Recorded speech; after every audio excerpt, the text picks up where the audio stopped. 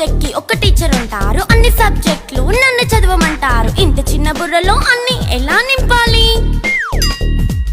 Class work, home work, fair notes అంటారు. Subject కి 3 books పెట్టి బ్యాగ్ నింపుతారు. ఇన్ఫాక్ట్ నా బరువు కన్నా నా బ్యాగ్ బరువే ఎక్కువ.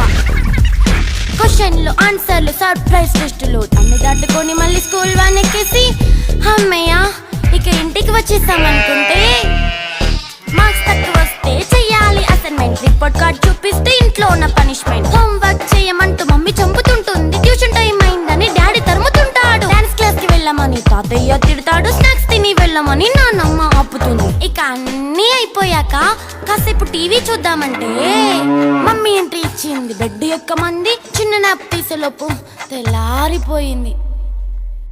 అయ్యో మళ్ళీ మొదలు ఈ స్కూల్ కష్టాలు. ఇక